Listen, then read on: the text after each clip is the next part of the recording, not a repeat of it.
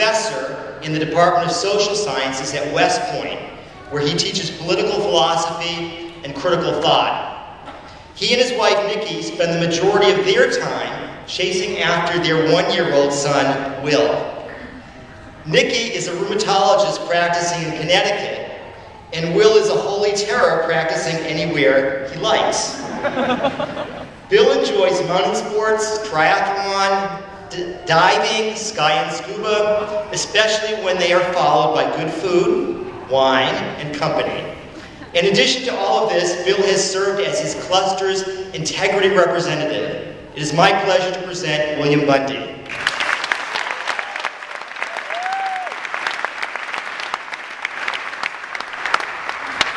Thanks, Dean, for that introduction, and good morning, ladies and gentlemen. It's really an honor to have been asked to speak for just a few minutes this morning to the class, to our faculty, and our distinguished guests.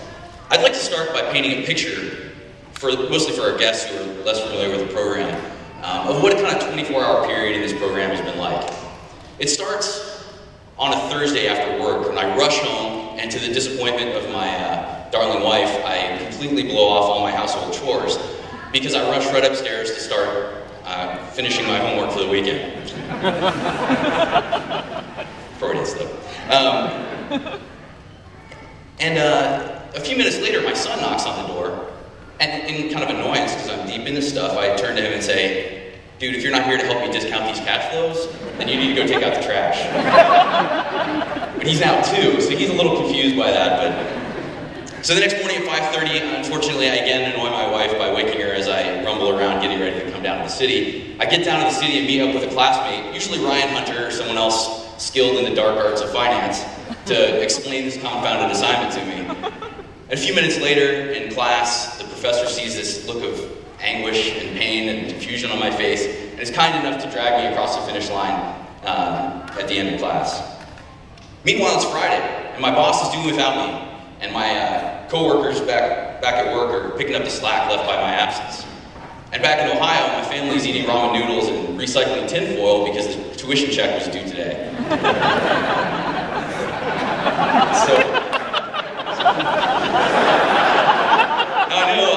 I know the dean kind of alluded to this, but the reason I share this with you is that to highlight that we could not have done this alone. There are tons of people to thank for their patience and assistance and support as we've gone through this program. Our spouses and kids and significant others who got shortchanged on quality time. Our employers who in the short term were willing to do it without us in order to invest in our future development. And classmates who pulled more than their fair share of weight on group projects, and teachers who brought clarity to even the most convoluted topics. In short, we could not have done this without the significant sacrifices and contributions of many of you in this room. And I think you all deserve a round of applause.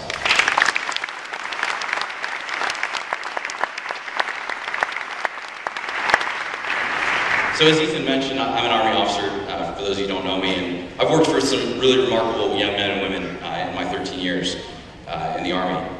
But I have to tell you that this group of peers here at Columbia is the brightest, most driven, and most accomplished group I have ever worked with. And it doesn't even matter what field they're in, whether it's manufacturing flavors and fragrances like Eric, or the chief of cardiac surgery like Stan, or marketing oscilloscopes, which if you didn't know, that's what Dan Monopoly does. The rest of you can't really laugh because I still don't know what mortgage-backed securities are, so I don't know what the rest of it is. At least we all know what Kevin Denberg does, right?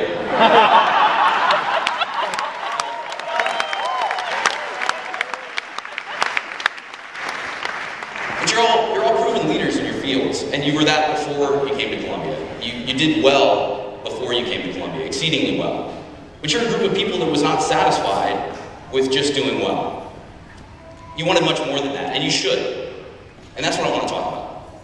So when I was in Iraq, I was responsible for the southern half of the city of Kirkuk. It's about the size of Phoenix. And one of the many problems we faced there was a shortage of schools. And so we spent the better part of 6 months trying to build a school to service the local community. When we were done, my old crusty first sergeant from North Georgia, First Sergeant White, turned to me and he said, with a big dip in, of course, "Sir, we done good." And this is the thought that went through my head. First I thought, Well, actually, you probably mean that we did well, because good is an adjective that's normally reserved for describing nouns, and well is, an adverb used to describe a verb like well played. But then I actually thought, and I kind of realized, right, that he actually was using good as a noun. And let me tell you that that was the best compliment he could have possibly given. You've all done well, and you will continue to do so. But let's try to do good, too. Look, I'm not asking you to give up your worldly possessions and take a vow of poverty. Quite the opposite, in fact.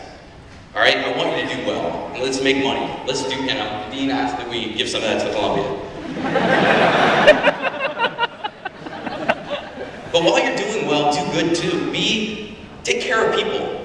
Do what is right. Be a good friend, mentor, spouse, citizen.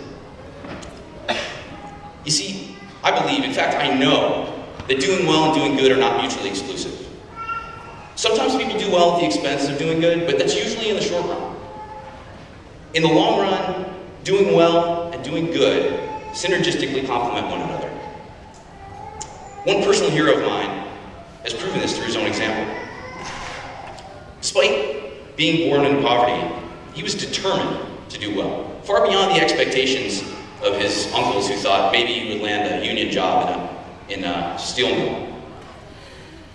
But instead, after several failed attempts, he built a thriving business by developing personal relationships with both his customers and his employees, founded on honest dealings, loyalty, and mutual respect. He and his devoted team, which includes many family members, have grown this firm into a global enterprise that dominates their market segment. His success came not in spite of doing good, but because of it. His community benefited from his generosity and supported his efforts. His customers recognized his loyalty and honesty and became steadfast patrons. His employees knew that he truly cared about them, and they worked tirelessly for him. His family felt his boundless love, and it kept us together. So that man's here today. It's my dad. Sorry.